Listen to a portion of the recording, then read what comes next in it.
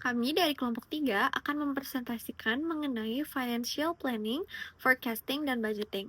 Yang pertama, saya akan menjelaskan mengenai definisi dari ketiga hal tersebut, yaitu financial forecasting merupakan proses memperkirakan kondisi keuangan di masa depan berdasarkan data historis, tren, dan asumsi. Kemudian ada financial planning yang merupakan rencana strategi keuangan jangka pendek dan panjang untuk mencapai tujuan bisnis. Dan yang ketiga yaitu financial budgeting, yaitu alokasi sumber daya dalam bentuk anggaran yang terukur agar sesuai dengan rencana dan prediksi. Kemudian tujuan utama dari ketiga hal tersebut, yang pertama yaitu sebagai alat bantu manajemen untuk membuat keputusan yang lebih terarah, yang kedua membantu perusahaan memastikan dana tersedia untuk operasional dan investasi. Dan yang ketiga yaitu meminimalisir resiko dan ketidakpastian keuangan. Hubungan dari ketiganya ini dapat digambarkan menjadi forecasting, plan, dan budget. Forecasting memberikan prediksi, planning membuat rencana, dan budgeting mengalokasikan angka nyata. Kemudian ada contoh sederhananya yaitu perusahaan retail memprediksi penjualan tahun depan naik 15%. Perusahaan membuat rencana untuk memperluas distribusi, lalu menyusun anggaran untuk membuka cabang baru dan menambah stok. Jadi bisa terlihat bahwa forecasting, planning, dan budgeting saling terhubung. Kemudian, saya akan masuk ke financial forecasting. Financial forecasting adalah proses memperkirakan pendapatan, biaya, arus kas, atau kondisi keuangan di masa depan dengan data historis dan analisis tren. Tujuan dari forecasting ini ada tiga. Yang pertama yaitu menyediakan gambaran realistis tentang kondisi keuangan perusahaan di masa depan. Yang kedua, membantu manajemen dalam mengambil keputusan strategis, misalnya ekspansi, investasi, atau efisiensi biaya. Yang ketiga, yaitu mengantisipasi resiko, misalnya jika pasar lesu atau biaya bahan baku naik. Untuk metode forecasting sendiri ada dua kategori utama. Yang pertama yaitu quantitative forecasting atau berdasarkan data angka. Misalnya time series analysis menggunakan tren penjualan beberapa tahun terakhir atau causal models yang melihat pengaruh faktor lain seperti harga, iklan, dan inflasi. Yang kedua yaitu qualitative forecasting yang berbasis intuisi atau pendapat ahli. Contohnya metode Delphi yang melibatkan diskusi pakar atau research lewat survei konsumen. Sebagai contoh dari financial forecasting, yaitu sebuah perusahaan manufaktur melihat data 3 tahun terakhir bahwa penjualannya naik rata-rata 10% per tahun. Dari data ini, mereka memperkirakan penjualan tahun depan akan mencapai 55 miliar rupiah dari sebelumnya 50 miliar rupiah.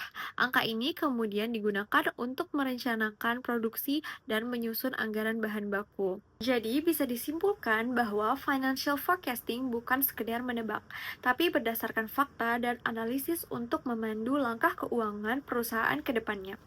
Sekian presentasi dari saya. Selanjutnya ada financial planning. Yang pertama yaitu langkah-langkah dalam perencanaan keuangan. Yang pertama menentukan tujuan keuangan, misalnya meningkatkan profit, menjaga likuiditas atau ekspansi bisnis. Yang kedua penganalisi kondisi keuangan saat ini, mengevaluasi laporan keuangan, neraca, laba, rugi, arus kas. Yang ketiga mengidentifikasi kebutuhan dana, menghitung berapa dana yang dibutuhkan untuk operasional investasi dan cadangan. Yang keempat menyusun rencana keuangan, meliputi anggaran pendapatan, biaya, serta sumber pendanaan internal atau eksternal. Yang kelima, implementasi rencana, mengalokasi dana sesuai prioritas dan strategi. Yang keenam, monitoring dan evaluasi, mengukur pencapaian, membandingkan dengan target, serta melakukan perbaikan bila ada penyimpangan. Selanjutnya, yang kedua yaitu hubungan financial planning dengan strategi bisnis. Yang pertama, melaras dengan visi dan misi. Yang kedua, menentukan arah investasi.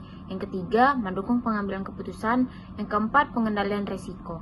Yang ketiga, yaitu financial planning, perencanaan jangka pendek versus jangka panjang. Yang pertama, jangka pendek, kurang lebih 1 tahun, fokus likuiditas arus kas harian atau bulanan, kebutuhan modal kerja. Contohnya seperti penyusunan anggaran tahunan, pengelolaan persediaan, dan pembayaran utang jangka pendek.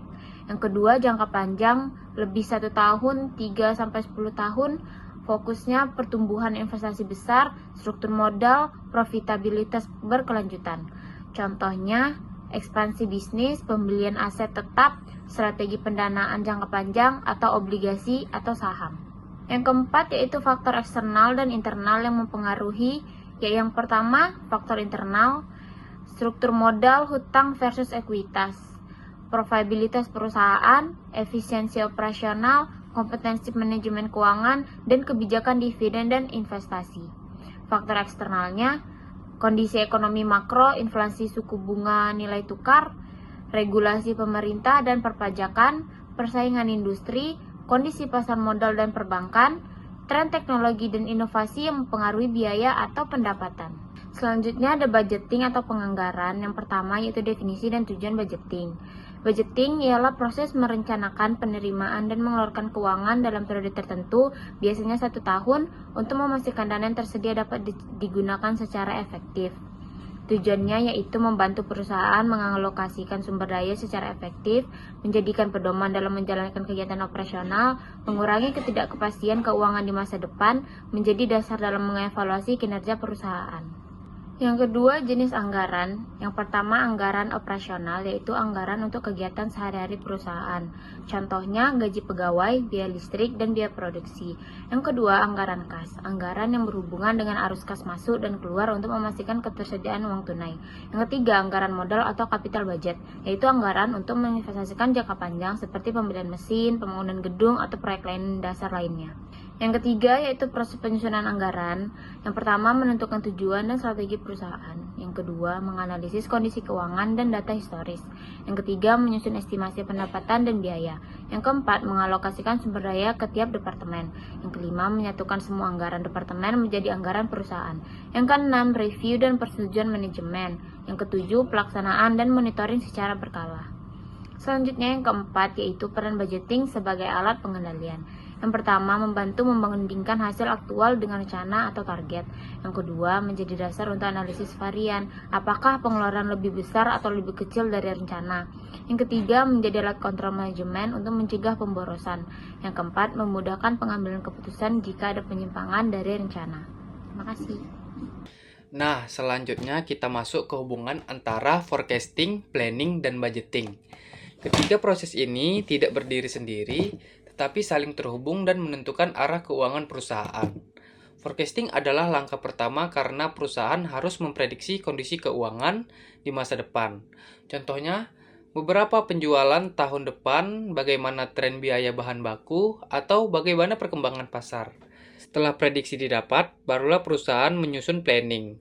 Planning berisi strategi untuk mencapai target berdasarkan hasil forecasting. Misalnya strategi peningkatan distribusi, penambahan cabang, efisiensi biaya, atau ekspansi pasar. Setelah strategi dibuat, langkah terakhir adalah budgeting. Pada tahap ini, rencana diterjemahkan ke dalam angka yang konkret.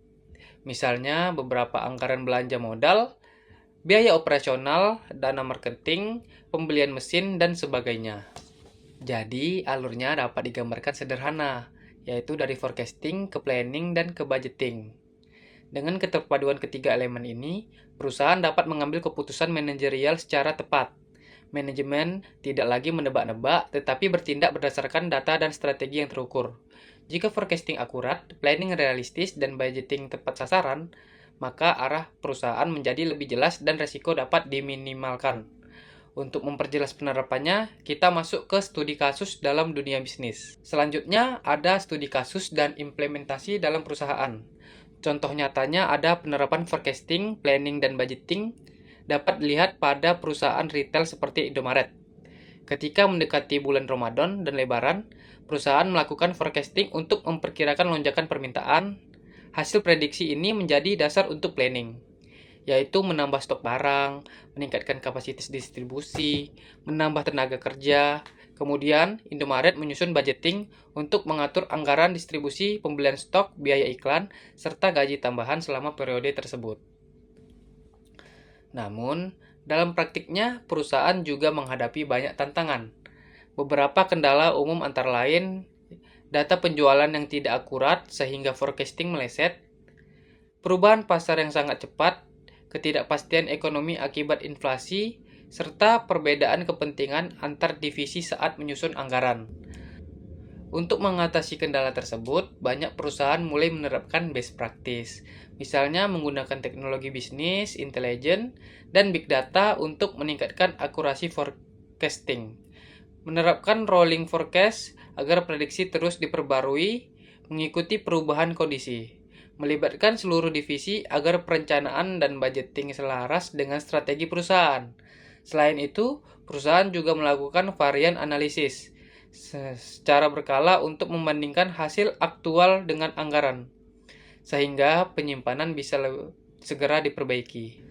Dengan menerapkan praktik tersebut secara konsisten, perusahaan bisa menjalankan forecasting, planning, dan budgeting secara terintegrasi, adaptif, dan berbasis data. Hasil akhirnya adalah pengambilan keputusan yang jauh lebih efektif, efisien, dan responsif terhadap perubahan pasar.